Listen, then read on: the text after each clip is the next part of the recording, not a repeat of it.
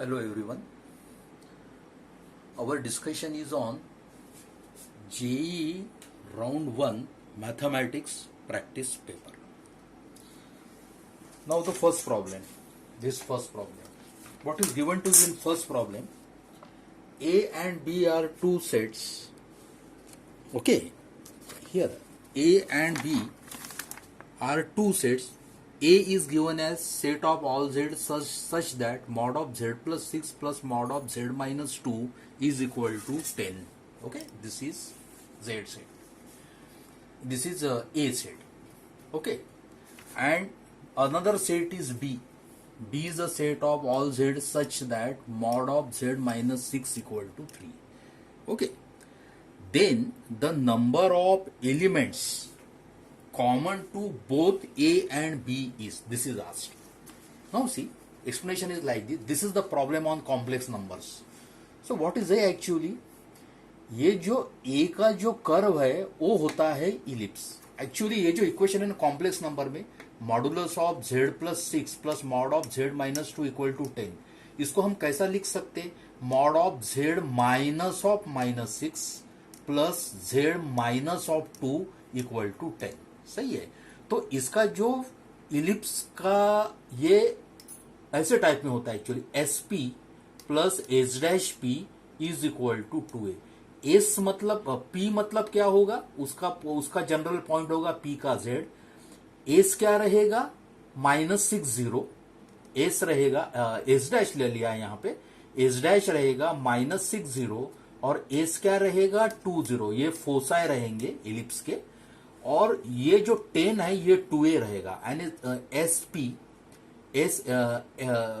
P S dash S P S P plus H dash P equal to 2a. तो 2a अगर 10 है तो इसका मेजर एक्सिस क्या होगा? 10 होगा. तो उसका ग्राफ होगा इलिप्स. तो हमने लिखा यहां पे S is 20 and H dash is -60 are the foci, 2a equal to 10 which is the major axis. Draw its graph. तो देखो ये जो फोकस है 20, ये ड्रॉ किया 20, it is S. H dash है -60 तो ये आ गया एच डैश -60. तो सबसे पहले ये इलिप्स का वर्टेक्स हम निकालेंगे. वर्टेक्स यानी ये पी के कोऑर्डिनेट और पी डैश के. तो कैसे कर सकते हैं आप? देखो फॉर वर्टेक्स लेटस. अब ये देखो कि अगर एस और एच डैश फोकस है तो ये जो वर्टेक्स पी है, एस पी जो रहता है डिस्टेंस फोकस टू ये वर्टेक्स, वो ही H dash focus to P dash vertex तक रहता है. तो let us call this P dash H dash as x and S P as x. ये एक्स कैलकुलेट करना है हमको. तो ही क्योंकि हमको ये देखना है कि ये पी के कोऑर्डिनेट क्या रहेंगे, है ना, ये पहले. हाँ, तो for vertex let S P is x, S P is x, therefore H dash P dash is also x. Now what is P dash? Suppose assume करो P dash is the major axis and 2a है ना, और मुझे P और P dash के coordinates निकालना है. तो P dash क्या होगा? एक्चुअली 2a मेजर एक्सिस, ये होगा 10. अच्छा P dash कैसा निकालोगे? P dash ऐसा होगा कि P dash s यानी x plus h dash s plus sp. तो P डैश एच डैश आया x और एस पी आया x. तो P dash H dash plus S P आ गया 2x plus S H dash. ये डिस्टेंस कितना है? अगर एच डैश के कोऑर्डिनेट -60 है और एस के अगर 20 है तो एस एच डैश डिस्टेंस कितना होगा? 8 होगा. तो यहां पे हमने 8 सब्स्टिट्यूट किया. तो इसके कारण हमको x की वैल्यू 1 मिली. तो एस पी का डिस्टेंस 1 मिला. तो अगर एस 20 है तो पी के कोऑर्डिनेट क्या हो गए? 30. और एच डैश अगर -60 है तो पी डैश के एक कोऑर्डिनेट पीछे मतलब -70. तो ये वर्टेक्स मिला. तो ये हो गया ellipse. This is the graph of, this is the diagram of set A. Then set B दिया है. It is a set of all z such that mod of z minus 6 equal to 3. तो ये mod of z minus 6 equal to 3 मतलब z का distance from 6 equal to 3 ऐसे z point. Therefore the diagram of this must be a circle. उसका centre जो रहेगा वो रहेगा 60, क्योंकि हम माइनस में लिखते हैं z माइनस 6. सेंटर रहेगा 60 और रेडियस रहेगी 3. तो यही ड्रॉ करते 60 सेंटर. तो देखो ये 60 है, ये सेंटर है और रेडियस 3 है. तो ये 7890 पे ये इंटरसेक्ट करेगा सर्कल, और ये 3 रेडियस से 3 यूनिट्स पीछे, मतलब 5, 4 और 3 पे इंटरसेक्ट करेगा, और ये हो गया circle. So this is the set B. Now it is very clear that this ellipse मतलब set A and this circle मतलब set B, they touch at P 30, right? They touch at B. तो A is the ellipse, B is the circle, touch at P30. तो therefore इसका मतलब क्या हो गया, A और B सेट को one and only one point is common whose coordinate is P30. तो आंसर रहेगा ऑप्शन 4. सही है. This is first problem. Now second problem. The sum of 25 terms of an AP whose all the terms are natural numbers lies between 1900 and 2000 and its 9th term is 55, then the first term of the AP is. Now see how what is given to you. AP दिया है. Let us take its first term is A and common difference is D. Now 9th term दिया है 55, तो ये होगा T9 होता है AP का A plus 8D equal to 55. ये इक्वेशन हमको 1 मिला है, राइट. बाद में S25 सम ऑफ 25 टर्म्स क्या होता है, n it is n/2 2a plus n minus 1 into d से S25 होगा 25/2 into 2a plus 24d. 2 common ले लो और 25/2 का 2 कैंसिल कर दो. 25 टाइम्स a प्लस 12d हुआ ये. अब इसको ऐसा लिखो 25 times a plus 8d plus 4d लिखो. 12d को क्या लिखो, 8d प्लस 4d.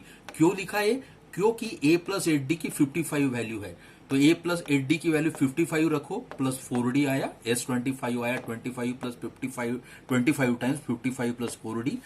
अब दिया क्या है आपको कि ये जो S25 है it is greater then 1900 and less than 2000. It lies between 1900 and 2000. तो therefore 1900 is less then S25 की वैल्यू रखी 25 times 55 plus 4d less than 2000. Now divide by 25 कर दो पूरा इनइक्वालिटी को, तो ये आएगा 76 less than 55 plus 4d less than 80 आएगा. और ये अब यहां पे लिखते हैं हम, यहां कंटिन्यू हो जाओ. अभी क्या करो, इसके बाद में देखो, हाँ ये आ गया ना. नाउ डिवाइड बाय 25 के बाद में subtract 55 from all the sides of inequality. तो 76 माइनस 55 एंड 21, सही है. लेस देन 55 सब्ट्रैक्ट किया है ना, सब्ट्रैक्ट 55 फ्रॉम, तो ये फ्रॉम ऑल, तो ये आ गया 4d less than 4d less than 80 से 55 जाने के बाद में आएगा 25. तो अभी कौन सा d इसको मैच करेगा, natural number. Definitely d equal to 6, क्योंकि d इक्वल टू 6 रखे तो 24 कैलकुलेशन होता है, और 21 लेस देन 24 लेस देन 25, तो इसलिए d equal to 6. Now put d equal to 6 in 1. ये जो इक्वेशन 1 है उसको d इक्वल टू 6 रखो and you will get a equal to 7. So the option is 3 whose answer is 7. तो a की value आई 7. So we'll meet after first break. So let us continue our discussion after first break. Now example number 3. This I am taking. The value of limit square root of 1 minus root sine 2x upon pi minus 4x as x tends to pi by 4 is. The answer is does not exist. Why? देखो इसको जो है ना, इसको L लिख लो जो limit को. अब क्या कर दो कि इसका rational multiply by square root of 1 plus root sine 2x, ये multiply by square root of 1 plus root sine 2x to numerator and denominator. देखो इसको मल्टीप्लाई किया हमने, ये जो न्यूमरेटर है ना इसको मल्टीप्लाई किया रूट 1 प्लस साइन 2x. ये पाई माइनस 4x जो है वो वैसा ही, और ये फिर से रिपीट किया square root of 1 plus root sine 2x. अब क्या होगा, square root of a minus b into root a plus b. तो a के रूट में a square minus b square, इससे 1 का स्क्वायर तो 1 मिला, ये माइनस हो गया, ये माइनस, और इसका स्क्वायर होगा साइन 2x. सही है. डिनोमिनेटर वैसा ही रहेगा, pi minus 4x root 1 plus root sine 2x. बाद में इसको क्या किया कि पाई बाय 4 क्रिएट करना है हमको, तो हमने देखो इसको कैसा किया। तो this is actually limit x tends to pi by 4, ये चल रहा square root of 1 minus see sine theta, it is cos of pi by 2 minus theta. तो साइन 2x को कैसा लिखा हमने, कॉस के लैंग्वेज में लिखा, cos of pi by 2 minus 2x, है ना, sine theta it is cos of pi by 2 minus theta. तो ये क्या होगा, अब ये होगा limit x tends to pi by 4, ठीक है। What is 1 minus cos of 2 theta, 2 theta अगर पाई बाय 2 माइनस 2x है तो थीटा होगा डिवाइड बाय 2 इसको, यानी पाई बाय 4 माइनस एक्स। तो 1 माइनस कॉस ऑफ 2 थीटा, या 2 साइन स्क्वायर थीटा, थीटा मतलब this divide by 2, that is pi by 4 minus x. ये जो पाई माइनस 4x है उसमें हमने जबरदस्ती से 4 कॉमन ले लिया, तो ये आएगा पाई बाय 4 माइनस एक्स, और ये square root of 1 plus root sine 2x जो है ना, ये रिपीट कर, ये जो है वैसा ही हो गया।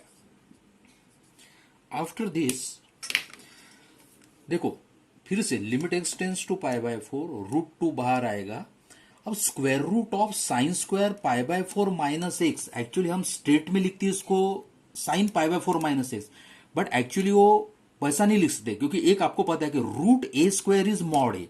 तो what is square root of sine square pi by 4 minus x, ये आएगा mod of sine pi by 4 minus x. देखो हाँ, ये मॉड आता है, बाद में ये आया 4, ये pi by 4 minus x, and this is square root of 1 plus square root of 1 plus root sine 2x। Okay, now see, अब ये लिमिट एग्जिस्ट इसलिए नहीं होता कि देखो ये साइन थीटा है ना, ये साइन थीटा है, अपॉन थीटा भी है, और थीटा टेंस टू 0, कि when x tends to pi by 4 then definitely x minus pi by 4 tends to 0, तो वो 1 होता है। बट इसमें क्या होता है देखो, no consider right hand limit, क्योंकि when limit exist, when left hand and right hand limit exist, अब x tends to pi by plus pi by 4 plus होगा, यानी x अगर पाई बाय 4 से बड़ा होगा, तो x अगर पाई बाय 4 से बड़ा होगा तो पाई बाय 4 माइनस पाई बाय 4 से बड़ा, मतलब ये एंगल निगेटिव होगा। और तो बाहर साइन ऑफ माइन, अगर ये निगेटिव है तो साइन ऑफ माइनस थीटा तो निगेटिव हो जाएगा एंगल। तो when x is greater than pi by 4, तो ये अंदर का एंगल निगेटिव आएगा। Okay, and when x tends, ये अंदर का एंगल निगेटिव आएगा, और साइन ऑफ निगेटिव थिंग ये निगेटिव, यानी ये माइनस ऑफ, अगर मॉड के बाजू में अगर ये एंगल निगेटिव है तो sine of pi by 4 minus x भी निगेटिव आएगा। तो इसीलिए ये मॉड के बाहर minus of sine pi by 4 minus x होके आएगा, right.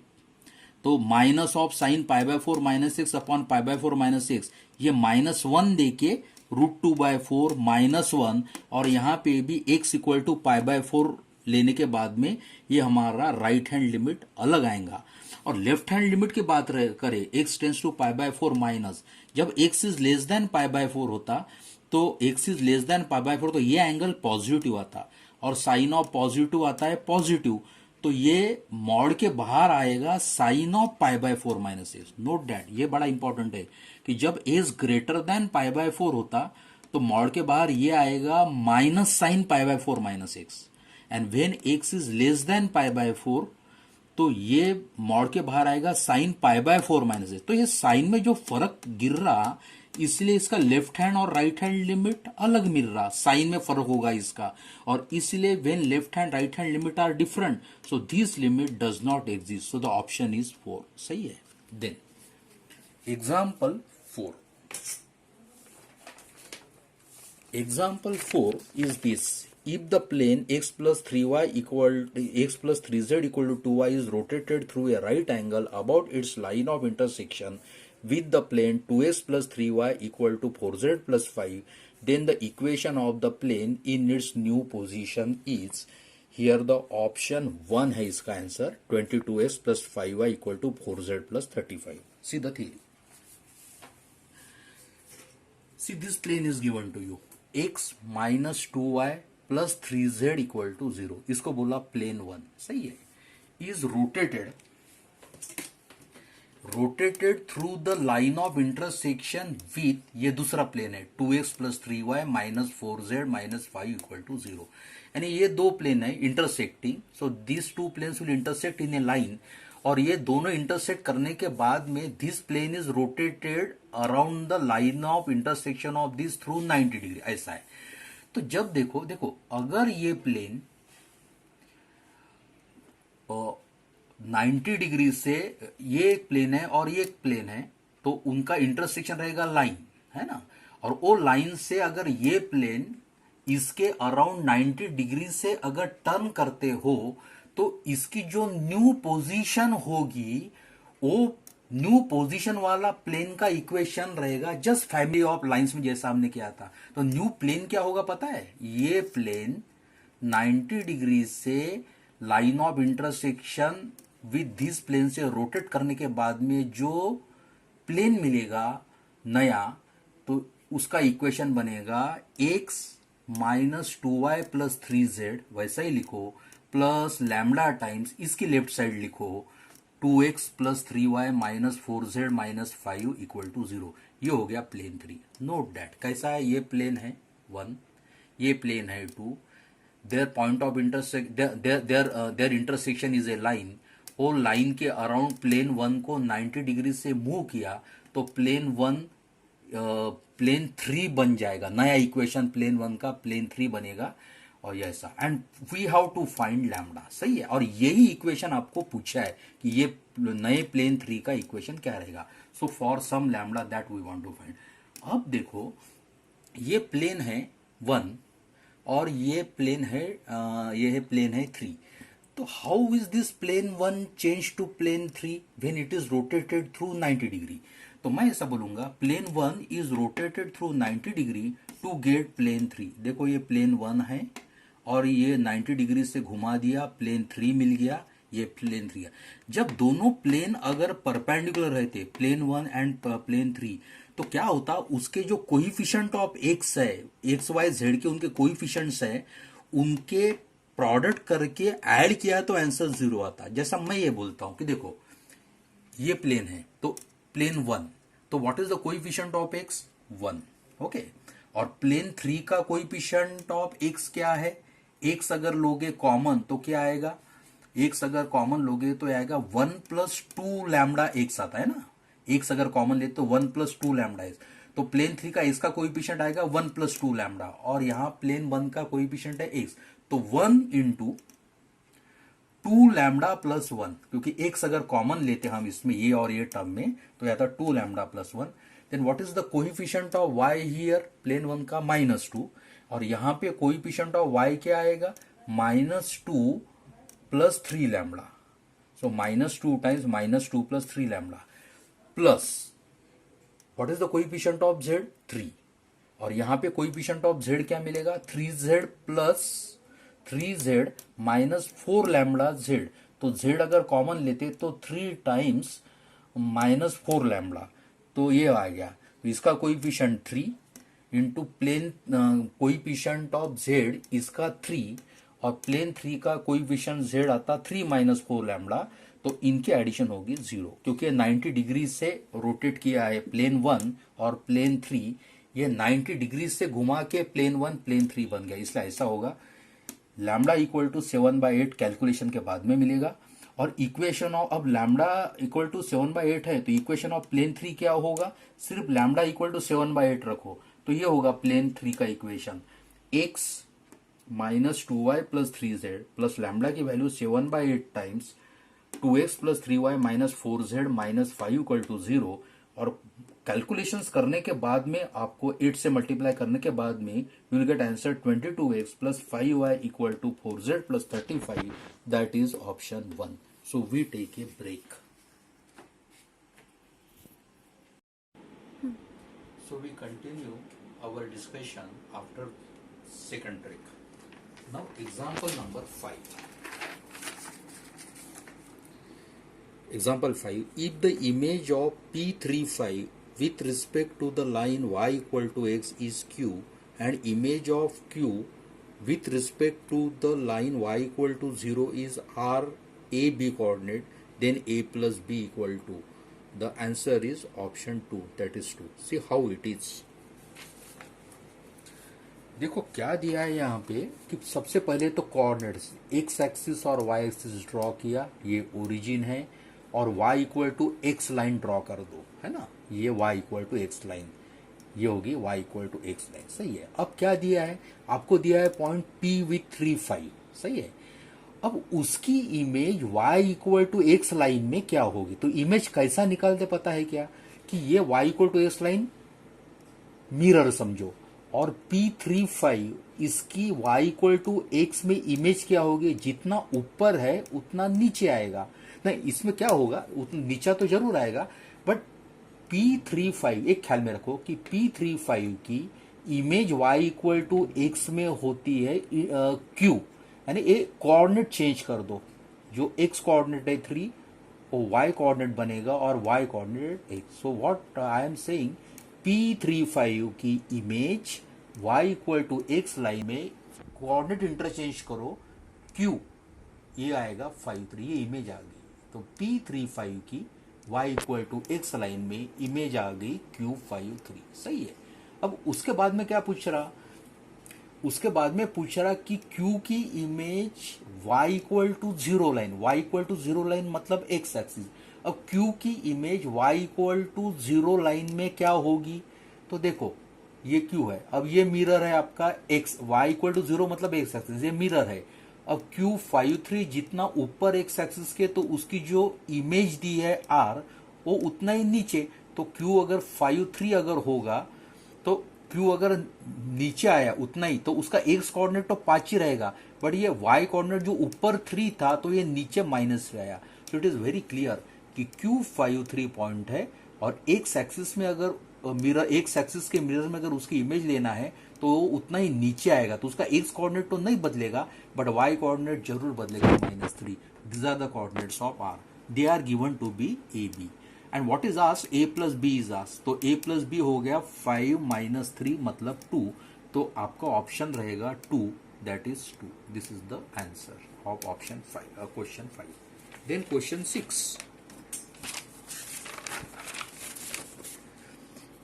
if one of the diameter of the circle circumscribing the rectangle ABCD is 4y equal to x plus 7, if a equal to -3 4 and b equal to 5 4, then the equation of the side DC is, ये option है, इसका जो answer है ये है second, y equal to 0। How, देखो क्या दिया है आपको, सबसे पहले ये सर्कल ड्रॉ करो और उसके अंदर एक रेक्टेंगल ले लो ABCD। तो सर्कल यहां दिया है कि जो सर्कल है ये सर्कमस्क्राइबिंग द रेक्टेंगल ABCD। सही है।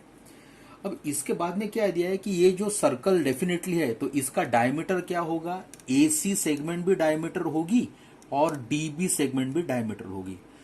तो इसको क्या बोलो, अब उसको क्या बोल दिया उसने कि डायमीटर ऑफ द सर्कल का इक्वेशन दिया है 4y equal to X plus 7, तो डायमीटर रहेगा AC सेगमेंट, और ये डायमीटर का इक्वेशन दिया है x 4y equal to X plus 7 मतलब x minus 4y equal to -7। This is the equation of the diameter line, right. उसके बाद में क्या ले लो कि let PHK is the centre of the circle, ये हम सबसे पहले फाइंड करेंगे क्योंकि डायमीटर लाइन पे ही ये सेंटर रहेगा। Let PHK be centre. अब ये देखो कि PHK सेंटर जो है it lies on this diameter equation x minus 4y equal to -7, इसलिए ये जो P के कोऑर्डिनेट है इक्वेशन 1 को सेटिस्फाई करेंगे। This means h minus 4k equal to -7 मिलेगा हमको। सही है, क्योंकि P lies on the diameter line. अब दूसरा इक्वेशन, क्योंकि HK मुझे फाइंड करना है तो दूसरा भी मुझे H और K में इक्वेशन लगेगा। अब कैसा करूंगा, करेंगे अपन, see PA equal to PB, why, because PA radius है और PB भी रेडियस है, तो PA equal to PB, therefore PA square equal to PB square. अब PA square equal to PB square distance formula से लाओ, तो क्या होगा, PA square H plus 3 whole square plus K minus 4 whole square equal to PB square होगा H minus 5 whole square plus K minus 4 whole square, ये लिखा। जब हम सॉल्व करेंगे तो h square k square cancel होके it gives me h equal to 1। अब h equal to 1 हम इक्वेशन 2 में जब रखेंगे तो हमको h इक्वल टू 1 जब रखोगे तो k इक्वल टू 2 आया। इसके कारण आपको जो सेंटर जो PHK है ये सेंटर पी एच के मिला 1 2, तो सेंटर मिला। अब देखो C DC is parallel to A B, सही है ना, ये रेक्टेंगल है तो अपोजिट साइड पैरेलल होंगे। तो अगर DC parallel to A B है तो slope DC is equal to slope A B. अच्छा, स्लोप ए बी क्या होगा, y2 minus Y one upon x2 minus x1 से 0 होगा। 4 माइनस 4 अपॉन 5 प्लस 3 0, ये स्लोप m होगा। ए बी का स्लोप भी m और डीसी का भी स्लोप m। अब मुझे एक्चुअली डीसी उसके बाद में now we find coordinates of D, सही है ना, क्योंकि डी को पता नहीं हमको, कोऑर्डिनेट सिर्फ ए और बी के पता है। Let us assume the coordinates of D R से x1 y1, है ना, coordinates of D R x1 y1 से। अब देखो db is a diameter of a circle, मानते हो क्या बेटा, db is a diameter of a circle, बिल्कुल, क्योंकि ये भी AC भी डायमीटर है और db भी डायमीटर है।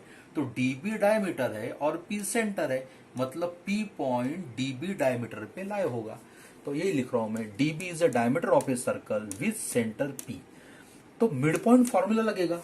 देखो ये डी बी डायमीटर है और पी सेंटर है, तो सेंटर क्या रहता, ये डायमीटर डी बी का मिड पॉइंट रहता। तो मिड पॉइंट फॉर्मूला लगा दो, डी के कोऑर्डिनेट x1 y1 एज्यूम करो, बी के 5 4 और पी के भी हमको मिल गए कोऑर्डिनेट, क्या मिले, पी के 1 2। तो मिड पॉइंट फॉर्मूला से क्या होगा, देखो h equal to x1 plus 5/2 और k equal to y1 plus 4/2। तो हमने ये लिखा h is x1 plus 5/2, k is y1 plus 4/2।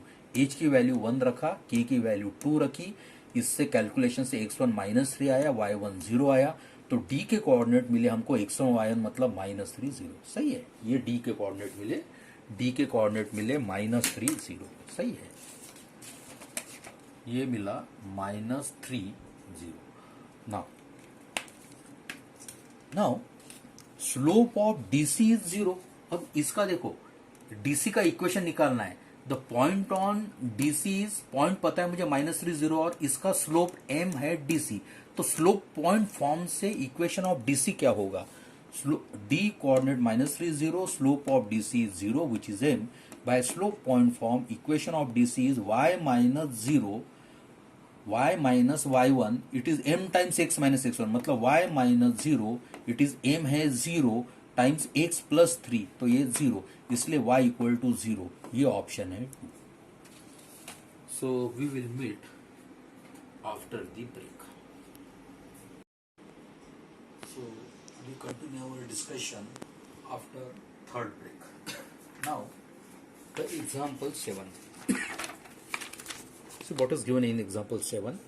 A man running a race course notes that the sum of distance of two flag posts from him is always 10 meters and distance between the flag posts is 8 meters and locus of man is a conic. Then length of the lattice rectum of the conic is with these options. Okay, now how to do it? देखो क्या दिया है। सबसे पहले ये conic जो है ना, ये हमको इलिप्स मिलेगा। मैं एक्सप्लेन करता हूं इसको। देखो क्या दिया है यहाँ पे कि ये फ्लैग पोस्ट है, ये मैन है, P is the position of the man, और वो man is running a race course and sum of the distance of 2 flag post. ये मैन है और ये 2 फ्लैग पोस्ट है, S और S' जो फोसाई होने वाले इलिप्स के। तो इनका जो डिस्टेंस है ना S' ये है 8 यूनिट्स, सही है। और ये मैन ऐसे टाइप से रनिंग कर रहा कि उसका जो डिस्टेंस S और S' यानी PS प्लस PS' ये हरदम रहेगा 10, सही है। तो ये किसके सिम्टम से, इलिप्स। इसका मतलब मैन कौन से पाथ में दौड़ता होगा, इलिप्टिकल फॉर्म में, तो कोनिक विल बी इलिप्स, सही है। Now it is very clear, S' is the focus. What is S'? It is the distance between 2 flag posts. It is nothing but distance between the 2 foci of the ellipse. This is given as 8. Now we know that PS plus PS' is 10. तो ये लिखा हमने, PS plus PS' it is 10. But PS plus PS' क्या होता है तब ellipse के language में, PS plus PS' is 2a. तो therefore PS plus PS' is 2a is 10। इससे हमको a इक्वल टू 5 मिला, सेमी मेजर एक्सिस। बाद में देखो what is S S dash, it is distance between two foci, सही है। एस एस डैश ये होता है 2AE, क्यों होता है, क्योंकि अगर एस और एस डैश अगर इलिप्स के फोसाई रहेंगे तो एस रहे, एस के कोऑर्डिनेट रहते AE0 और एस डैश फोकस का रहते -AE0।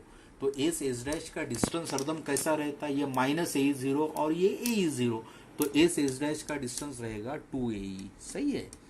तो एस डैश दिया है आपको 8, तो एस डैश 8 विच इज 2, ए की वैल्यू हमको 5 मिली और ई, ये कैलकुलेशन से ई इक्वल टू 4/5। बाद में सेमी मेजर एक्सिस कैसा निकालते, B square, it is A square times 1 minus E square. I know the value of A as 5, तो ये आएगा ए स्क्वायर 25, 1 माइनस ई की भी वैल्यू पता है 4/5, तो 16/25, तो ये आ गया 9, सही है। B square equal to 9। अब आपको क्या पूछ रहे हैं, ये इलिप्टिकल कर्व है, ट्रैक ऑफ रनिंग ट्रैक है, उसका लेटेस्ट रेक्टम पूछ रहे हैं। तो आपने पेपर 1 में पढ़ा होगा कि इलिप्स का length of latus rectum it is given by 2b² which is 2 times B square की वैल्यू, देखो बी स्क्वायर की वैल्यू मिली हमको 9 अपॉन ए की वैल्यू 5, तो आंसर आया 18/5, तो ऑप्शन होगा 4, सही है। Then question 8, the solution of the differential equation y times 1 plus 3x square y e raised to power x cube dx equal to x dy is with this option। सबसे पहले ये equation लिखेंगे, इसका solution पूछ रहे हैं हमको differential equation का। तो this is the differential equation, y times 1 plus 3x square y e x cube times dx equal to x dy। हम इसको डिफरेंशियल मेथड से इजी करेंगे। तो हम क्या लेते हैं यहाँ पे, देखो y dx, y into 1 y dx, और ये x dy इधर ट्रांसफर किया तो ये होगा y dx minus x dy। अब 3x स्क्वायर y मल्टीप्लाई होने के बाद में 3x square y square E x cube dx होगा। तो ये हमको can I write this as y dx minus x dy plus 3x square y square E x cube dx equal to 0, right. Then divide by y square, तो y dx minus x dy को y square से divide किया, इसको भी जब y square से divide करेंगे तो it will be 3x square E raise to X cube dx equal to 0। Now note that what is y dx minus x dy upon y square, it is differential of x by y। क्यों, क्योंकि अगर division rule लगाते हो, this is not a derivative, this is differential D of X Y, क्या कहता है, division rule लगा दो, ये आएगा y dx minus X D Y upon Y square, सही है। तो dxy होता है ये, प्लस ये X cube I have written as it is. Now can I write 3x square as differential of x cube, क्योंकि डिफरेंशियल ऑफ एक्स क्यूब क्या होता कि एक्स क्यूब का derivative into dx। What is X cube का derivative 3x square, और उसको dx लगेगा, तो d of x cube is nothing but x cube का डेरिवेटिव 3x स्क्वायर और ds लगेगा। तो 3x square ds can be written as differential of x cube equal to 0।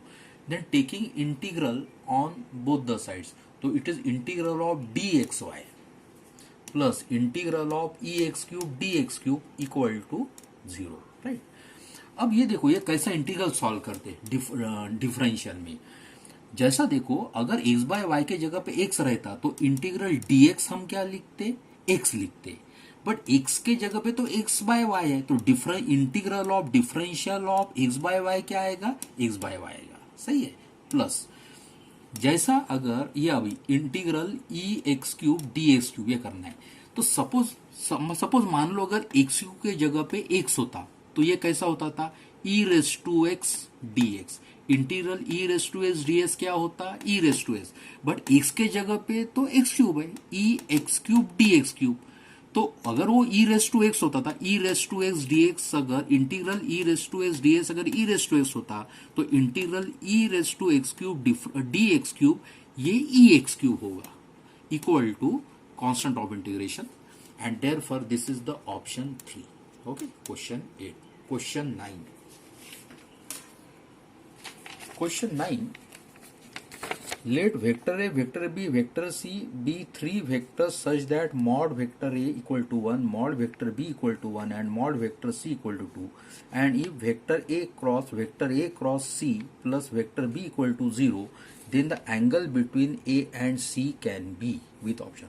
Suppose मान लो A और C वेक्टर का एंगल सपोज थीटा है, तो कॉस थीटा क्या होगा, A dot C upon mod A mod C. तो ये हम यूज करने वाले हैं। तो देखो ये कैसा एक्सप्लेन कर सकते हैं। C mod A equal to mod B equal to 1, mod C equal to 2 दिया है। ये दिया आपको vector A cross vector A plus vector C plus vector B equal to 0।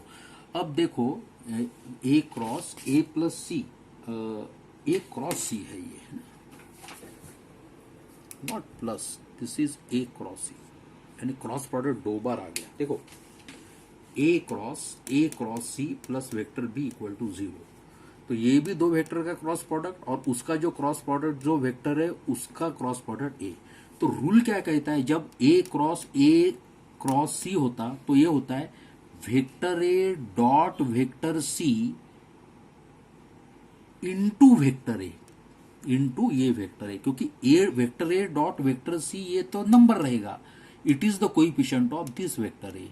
Minus लिखना vector A cross vector A dot vector A with it is the coefficient of vector C equal to vector B, उधर भेज दो minus vector B. Try to understand this. What is this A cross C plus B, ये आएगा vector A dot vector C, it is the coefficient of vector A minus vector A dot vector A, it is the coefficient of vector C, it is minus vector B. Let us assume for convenience vector A dot vector C as K, तो ये होगा K vector A minus A dot A होगा mod vector A whole square coefficient of vector C, यानी ये scalar multiplied by ये vector equal to minus vector B। अब क्या करो इसको कि k vector A minus modulus of vector A तो 1 दिया है, तो ये आएगा vector C equal to minus vector बी। अब इसका डॉट प्रोडक्ट लो, यानी लेफ्ट साइड का डॉट प्रोडक्ट लेफ्ट साइड से और राइट साइड का डॉट प्रोडक्ट राइट साइड से। तो ये क्या होगा, k vector A minus vector C dot k vector A minus vector C it is equal to minus vector B dot minus vector B, यानी left side का left side से dot product और right side का right side से dot product. तो देखो ये हमने लिखा k vector A minus vector C dot k vector A minus vector C equal to minus vector B dot minus vector बी।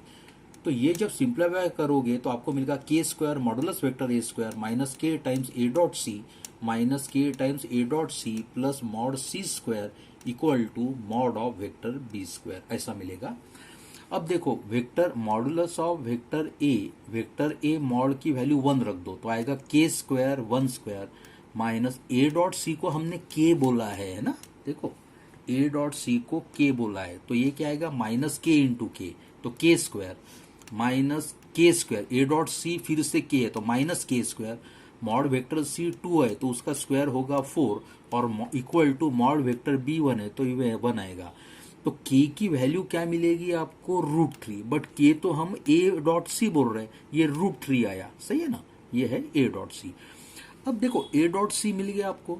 अब आपको इस ये दो वेक्टर्स का बीच का एंगल पूछा है, तो let theta be the angle. So what is cos theta, vector a dot vector C upon mod A mod of vector A mod of vector C. तो a डॉट सी क्या मिला, vector A dot vector C मिला √3 और mod a तो 1 है और mod सी 2 है, तो इसीलिए कॉस थीटा क्या मिला √3/2। तो थीटा क्या होना चाहिए 30 degree which is π/6। So that is the option, theta equal to π/6 is the answer and this is the option 3। Will take a break.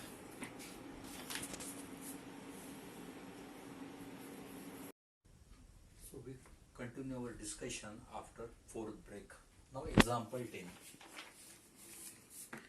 If f of x plus y minus fx minus fy equal to mod xy plus xy square for all xy belongs to R and f dash 0 equal to 0, then answer is fx is differentiable for each x belongs to R। तो सबसे पहले ये लिख लो जो दिया है वो, ये दिया है आपको f of x plus Y minus F x minus f y equal to mod x y plus x y square for all x y as a real number and f dash zero equal to zero.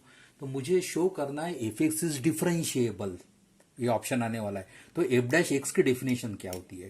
What is f dash x? By the definition of derivative it is limit of F of x plus H minus F X upon H as H tends to zero. अब F of x plus H minus F S इसका use करके देखो।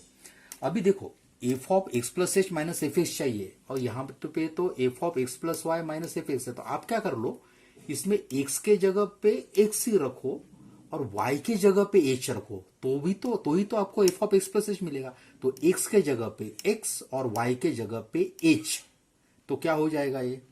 What is f of x plus H minus F x? F of x plus H minus F x equal to, ये transfer right side में करो तो ये होगा mod x y के जगह पे h प्लस एक्स y के जगह पे h मतलब h स्क्वायर, और ये माइनस एफ वाई अगर उधर जाएगा तो ये आएगा प्लस एफ वाई। तो what is f of x plus H minus F x? It is equal to mod x h plus x h square plus f h. तो ये लिखा हमने, f of x plus H minus F x is f h plus mod x h plus x h square upon h. समझ में आया होगा? Now apply L'Hospital's rule, here h is a variable, सही है?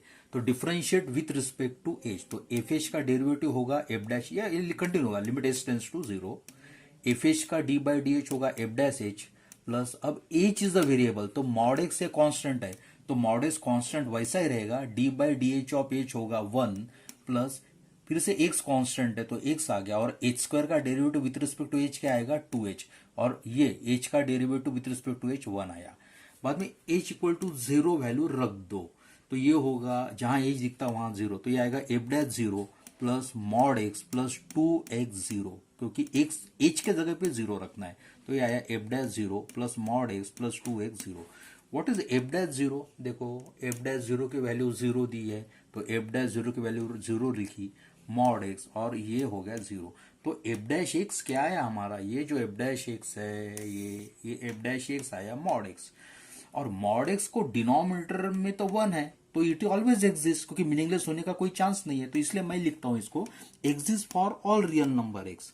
तो इसका मतलब इसका आंसर है ऑप्शन 2, क्योंकि f x is differentiable for all x belongs to R, क्योंकि उसका जो डेरिवेटिव है वो आता है मॉड एक्स, और मॉड एक्स कोई भी एक्स वैल्यू के लिए, कोई भी रियल एक्स वैल्यू के लिए एग्जिस्ट होता है। सो the option is 2, this is the solution. Question 11, Question 11 is the area of the region bounded by the curves y equal to 3 minus mod x, ये कर दी है, एंड दूसरी कर दी है y equal to mod of x minus 1 is। तो ये कर्व जो है ये दो लाइन देगी, और ये जो कर्व है ये दो लाइन देगी, और इसकी दो लाइन और इसकी दो लाइन, ये रेक्टेंगल क्रिएट करेगा, और एरिया ऑफ द रेक्टेंगल आपको पूछ रहे होता है लेंथ इंटू ब्रेड। देखो इसको कैसा सॉल्व किया हमने। 11th एक कर दी है y equal to 3 minus mod x. अब इसको थोड़ा सा एक्सपांड कर लो, अगर आपका x ग्रेटर देन जो x पॉजिटिव रहा तो मॉड एक्स होता है x, तो मैं बोलता हूं when x is greater than 0 तो 3 वैसा ही 3 माइनस मॉड एक्स होगा x, and when x is less than 0 तो यहां मैं ग्रेटर देन और इक्वल टू लिखता हूं ना, yes mod X is x for x greater than और equal to 0। Then when x is less than 0 तो मॉड x होता है माइनस एक्स, तो 3 माइनस ऑफ माइनस एक्स मतलब 3 प्लस एक्स, तो y होगा 3 minus x for x greater than equal to 0 and 3 plus x for x less than 0। तो ये दो लाइंस मिलेगी, ये पहली कर्व है। दूसरी कर्व कैसे दी है? y equal to mod of x minus 1, तो इसको भी एक्सपांड कर लो कि ये मॉड ऑफ x माइनस 1, ये x माइनस 1 कब रहेगा? जब ये अंदर वाला x minus 1 greater than equal to 0, तो x minus 1 greater than equal to 0 मतलब s greater than equal to 1। इसका मतलब mod of x minus 1 is x minus 1 when x minus 1 greater than equal to 0, that is s greater than equal to 1। और ये अगर x minus 1 आपका less than 0 होगा, x minus 1 less than 0 मतलब x is less then 1, तो ये negative होगा, तो ये मॉड ऑफ x माइनस 1 अगर ये अंदर निगेटिव है तो ये क्या आएगा 1 माइनस एक्स, ये होगी दूसरी कर्व। तो ये दो लाइंस मिलेंगी। Now draw the curve. अब ये देखो y equal to 3 minus mod x कैसा निकालना, तो सबसे पहले कोऑर्डिनेट एक्सिस ले लिया। अब देखो ये करो ऐसे निकालना। ग्राफ कैसा है कि जैसा y equal to minus mod x का ग्राफ कैसा रहता है, ये how to draw the graph of this. y equal to mod x का ग्राफ आपको पता है, एंगल है ना, फर्स्ट और सेकंड क्वाड्रेंट में angle with vertex as the origin, mod x. तो माइनस मॉड एक्स का ग्राफ कैसा रहेगा, y equal to, step by step सोचो, y equal to minus x का ग्राफ होगा, it is a angle but origin से ऐसा एंगल है ना, ओरिजिन से ऐसा एंगल, क्योंकि mod x, y equal to mod x, y equal to minus of mod x का ग्राफ नीचे आएगा, सही है। बट एक्चुअली मेरा y तो 3 माइनस मॉड एक्स है, तो जो माइनस मॉड एक्स का ग्राफ अगर नीचे आ रहा, बट उसमें 3 ऐड करना पड़ेगा y कोऑर्डिनेट में। तो y equal to 3 minus mod x, मतलब ये जो y equal to minus of mod x वाला ग्राफ है वो 3 यूनिट्स ऊपर रखना, खींचना पड़ेगा। तो वो उसका वर्टेज क्या आएगा, 0 3। तो ये जो है ना c, ये लाइन और ये line, this is the graph of y equal to 3 minus mod x. ये भी देख लो कि जब आपका एज ग्रेटर देन 0 रहता तो 3 माइनस एक्स। अब एज ग्रेटर देन, ये ग्राफ के लिए एज ग्रेटर देन 0 यहां से शुरुआत होता, तो एज ग्रेटर देन 0 के लिए ये जो लाइन है इसका इक्वेशन क्या होगा, y equal to 3 minus x. बाद में ये बोलता है कि x इज लेस देन 0। जब x लेस देन 0 तो ये ग्राफ में x लेस देन 0 ये यहां पे स्टार्ट होगा। तो ये x लेस देन 0 में जो ये पार्ट है उसका कर का, तो उसका इक्वेशन क्या होगा, y इज 3 प्लस एक्स। इसलिए ये लाइन है y इज 3 प्लस एक्स, ये लाइन है y इज 3 माइनस एक्स। ये ग्राफ 1 हो गया। अब graph 2, y is mod of x minus 1। जैसा y equal to mod x के बारे में सोचो, y equal to mod x कैसा होता, वो एंगल होता है, आपको पता है ऊपर में है ना। तो मॉड ऑफ एक्स में y equal to mod of x minus 1 लेना है आपको। तो इसको इक्वेट करो 0 से, तो x इक्वल टू 1, तो x इक्वल टू 1 ले लो। तो with 1 0 as a vertex you draw the y equal to, जैसा y equal to mod x का ग्राफ क्या रहता, with origin as the vertex it is the angle in first and second quadrant। तो y equal to mod of x minus 1 क्या रहेगा, with 1 0 as a vertex it is the angle, like है ना, ये ऐसा angle. तो एक ये साइड हुई और ये एक साइड हुई। अब ये क्या बोलता है कि जब आपका एज ग्रेटर देन 1 होगा तो y इज x माइनस 1 होता। तो एज ग्रेटर देन 1 मतलब ये बाजू में, तो ये जो लाइन है इसका इक्वेशन रहेगा y इज x माइनस 1। और when x is less then 1 तो y होता है 1 माइनस एज। तो x लेस देन 1 कहां होगा, x लेस देन 1। तो x लेस देन 1 मतलब ये बाजू में है, x इज लेस देन 1। तो x लेस देन 1 में ये जो साइड है ना, x is less then 1, y is 1 minus x. तो ये जो है इसके लिए x लेस देन 1, तो इसका इक्वेशन क्या होगा, y इज 1 माइनस एक्स। और एज ग्रेटर देन 1 के लिए y equal to x minus 1। देखो ये जो डॉटेड ग्राफ है ये कर्व 2 का ग्राफ है, और ये जो डार्क ग्राफ है ये कर्व 1 का है। तो अब देखो अपने को चारों भी लाइन 1 1 2 3 4 ये रेक्टेंगल बना, चारों की भी इक्वेशन आपको पता है।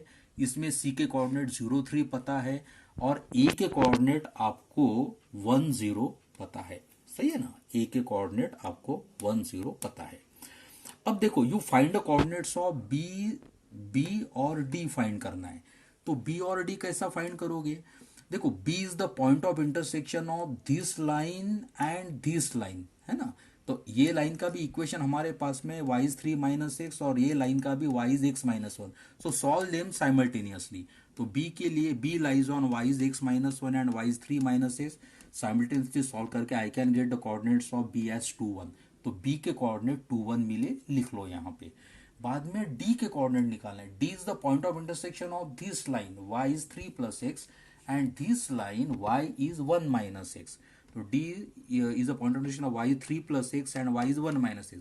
Solve them simultaneously, d के कोऑर्डिनेट मिले तो d के कोऑर्डिनेट भी लिख लो। अब देखो a b c d चारों भी कोऑर्डिनेट आपको पता है, और ये जो रेक्टेंगल है इसकी एरिया निकालना है।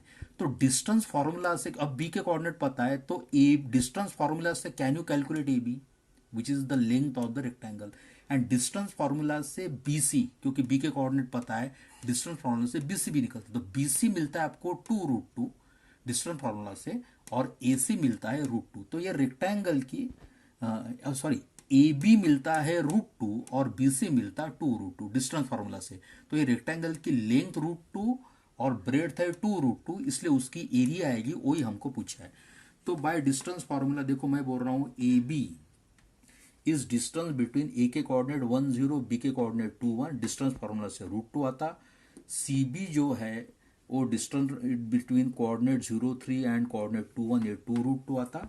और ये पूछ रहे हमको area rectangle A B C D, length into breadth A B into B C, A B √2 है, बी सी 2√2 है, इसका प्रोडक्ट होगा 4, तो ऑप्शन 1 आएगा। So we will take a break. So we continue our discussion after the break. Now example 12. See. Integral 0 to pi by 4 pi x minus 4x square times log of 1 plus tan x ds equal to what? This is asked. Now solution is this. I am writing this problem. I is equal to integral 0 to pi by 4 pi x minus 4x square log of 1 plus tan x dx. Now see, as here pi by 4 is there in the as upper limit, so I want to create pi by 4 here. So what I do, from pi x minus 4x square I am taking 4x common. So when I take 4x common, then I can get this is pi by 4 minus x. Pi by 4 minus x and log of 1 plus tan x dx. This is equation 1. Now this property I am going to use. Integral from 0 to a fx dx equal to integral from 0 to a f of a minus x dx. That is x is changed to here a is pi by 4. That is I want to change x to pi by 4 minus x. So then this equation 1 becomes I equal to, limit will not change, 0 to pi by 4 4 times x is changed to pi by 4 minus x. So x is changed to pi by 4 minus x, and pi by 4 minus x will change to what? Naturally x. So pi by 4 minus x will change to x, and log of 1 plus instead of tan x it is tan of pi by 4 minus x dx. Then this is integral 0 to pi by 4x. This bracket pi by 4 minus x log of 1 plus. Now use tan of a minus b formula use करो, ये आएगा tan pi by 4 minus tan x upon 1 plus tan pi by 4 tan x, और tan pi by 4 को 1 रखो, तो ये आएगा 1 minus tan x upon 1 plus tan x. Cross multiply कर दो यहाँ पे, तो ये होगा 0 to pi by 4 4x pi by 4 minus x log of, ये क्रॉस मल्टीप्लाई जब करोगे 1 plus tan x minus 1 minus tan x, तो ऊपर रहेगा 2 और नीचे रहेगा 1 plus tan x dx. इसके बाद में it is integral 0 to pi by 4 4x pi by 4 minus x, और log ऑफ डिवीजन रूल लगा दो, it is log 2 upon log of 1 plus tan x, sorry log 2 माइनस log of 1 plus tan x. तो ये लिखा हमने log 2 माइनस log of 1 plus tan x, 1 plus tan x dx. Call this is 2. No देखो ये 1 भी आई है आपका, है ना, 1 भी आई है और 2 भी आई है. तो एडिंग 1 and 2 अगर ऐड करते तो i प्लस आई होगा 2i. 1 की राइट साइड है, देखो 0 to pi by 4 4x pi by 4 minus x log 1 plus tan x ds. ये राइट साइड में हम 4x times pi by 4 minus x log 2 minus log of 1 plus tan x ds. तो ये जब add करेंगे तो देखो ये सेम है, 4x pi by 4 minus x log 1 plus tan x यहाँ पे भी है, और यहाँ पे 4x pi by 4 minus x log of 1 plus tan x यहाँ पे भी है, यहाँ माइनस में है. तो अगर जब हम ऐड करेंगे तो ये कैंसिल हो जाएगा, तो सिर्फ आपको मिलेगा 0 to pi by 4 log 2 0. अगर हम ऐड करेंगे तो यहाँ क्या हमने calculation 2i is 0 to pi by 4 4x times pi by 4 minus 6 log 2 dx, ऐसा मिलेगा. दिस इज इक्वल टू, अब देखो 4 log 2 बाहर आएगा, 0 to pi by 4 x अंदर ले लो मल्टीप्लीकेशन में, तो आएगा ये pi by 4x minus x square dx. ये आया 4 log 2. तो i क्या होगा, एक्चुअली दिस इज 2i, तो डिवाइड बाय i जब करते हो तो i इक्वल टू इससे डिवाइड बाय 2 होगा, तो 2 log 2, इसका इंटीग्रल होता पाई बाय 4x होता है, पाई बाय 4 इंटीग्रल x होता है x square by 2 minus integral x square होता है x क्यूब बाय 3 और लिमिट्स लगेंगे 0 to pi by 4 definite integration. तो ये जब सॉल्व करोगे तो इट इज 2 log 2, x के जगह पे अपर लिमिट रखो पाई बाय 4, तो ये आएगा, तो ये जो कैलकुलेशन करोगे अपर लिमिट x के जगह पे पाई बाय 4 यानी pi by 4 times pi by 4 whole square by 2 minus pi by 4 whole cube by 3 और लोअर लिमिट 0 है, तो ये कैलकुलेशन होगा log 2 times pi cube by 192, that is option 4, right. Next example 13।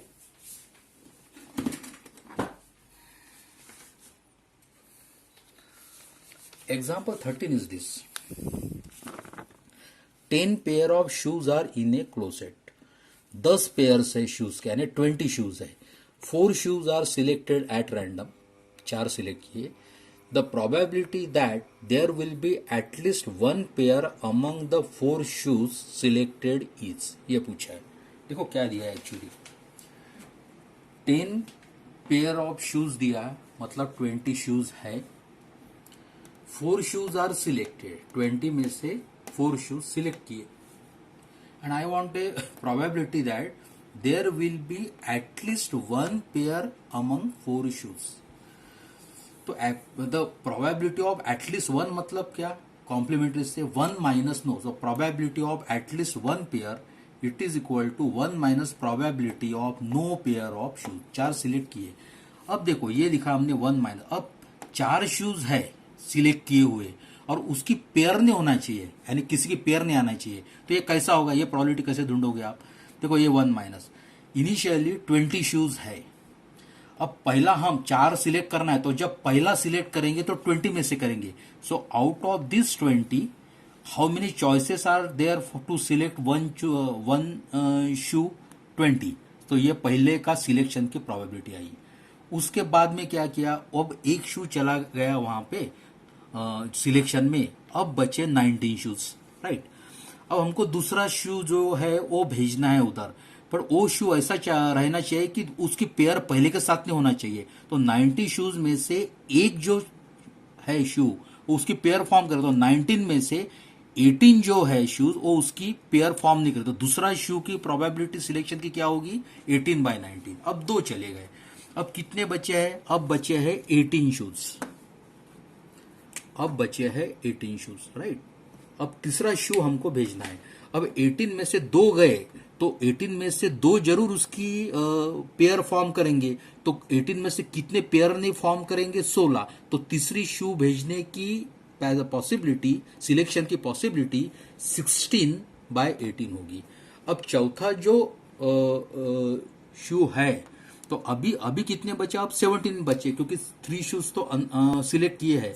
अब 17 में से वो जो सिलेक्ट किए हैं 3 शूज, उसकी पेयर ना बनना चाहिए, इसलिए 14 जो है, 17 में से 14 वो कैसे रहेंगे, वो पहले 3 जो शूज का सिलेक्शन किया है वो उसके साथ पेयर नहीं करेंगे, तो चौथा शूज जो होगा सिलेक्ट, वो उसकी प्रोबेबिलिटी होगी 14/17।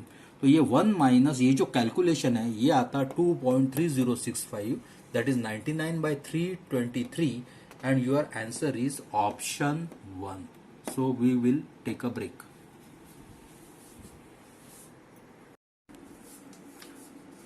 So we continue our discussion after the break. Question number 14. Let x plus 1/x is 1 and alpha, beta, gamma are distinct positive integers.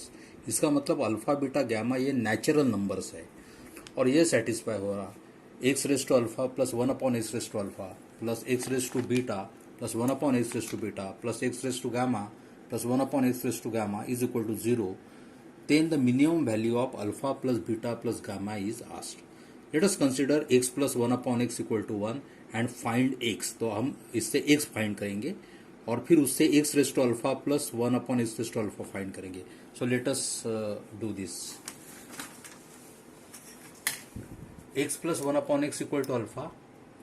Alpha beta gamma are the natural numbers, और ये दिया है आपको x raise to alpha plus 1 x raise to alpha plus x raise to beta plus 1 x raise to beta plus x raise to gamma plus 1 x raise to gamma equal to 0, इसको 1 बोल दो, और minimum value of alpha plus beta plus gamma is asked. तो consider x plus 1/x equal to 1, X plus 1/x equal to 1, X से multiply किया तो X square plus 1 equal to X आ गया, X square plus 1 equal to X, right side को 0 भेज दिया तो यह X square minus X plus 1 equal to 0। Formula method से हमने X equal to minus B plus और minus root B square minus 4ac upon 2a किया, तो हमको एक्स इक्वल टू 1 प्लस और माइनस रूट 3i/2।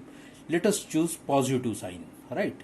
तो suppose X is 1/2 plus root 3/2 i, तो 1/2 होता है कॉस π/3 और रूट 3/2 होता है sign π/3।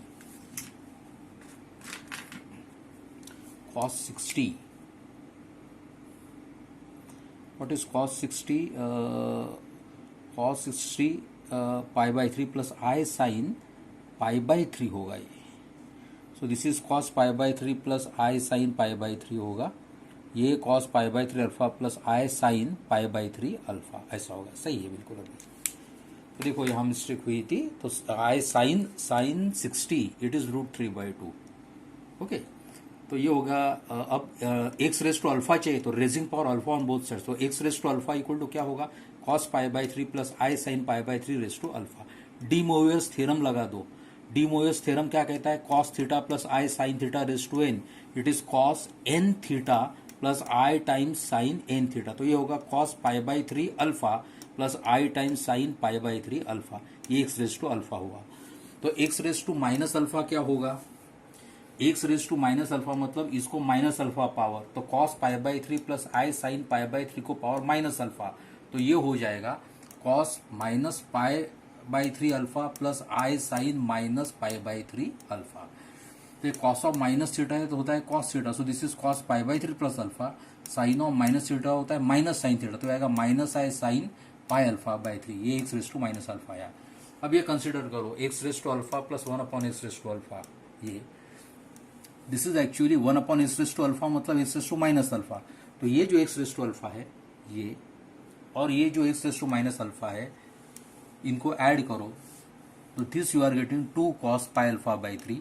Similarly you will get X raise to beta plus 1/x raise to beta, as alpha की जगह पे बीटा रखो, 2 cos πβ/3 and x raised to gamma plus 1/x raised to gamma, it is 2 cos pi gamma/3 by symmetry आएगा।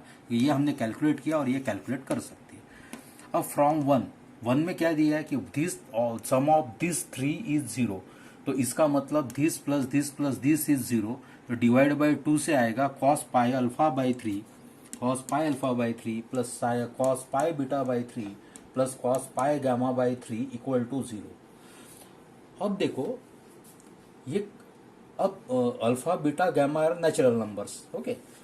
तो let us put alpha अगर 1 रखता हूं मैं तो ये cos π/3 होगा, तो cos 60 क्या होता है actually, cos 60 is equal to cos 60 sine, यानी ये हाफ हो जाएगा, अल्फा इक्वल टू 1 लेता तो ये हाफ आता, राइट। और बीटा इक्वल टू 3 लेता मैं तो cos पाई मतलब ये -1 आता, तो ये हाफ आएगा, ये -1 आएगा। और गामा अगर मैं 5 लेता हूं तो ये 5 टाइम्स π/3, 5 π/3, तो ये आता -हाफ, ओके।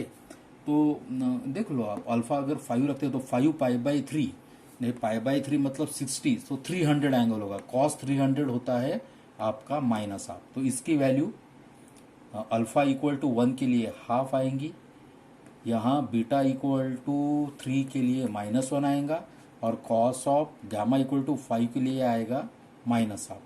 तो देखो ये हाफ प्लस 1 -हाफ बिल्कुल 0 मिलता है। तो this are the values of alpha equal to 1, beta equal to 3, gamma equal to 5।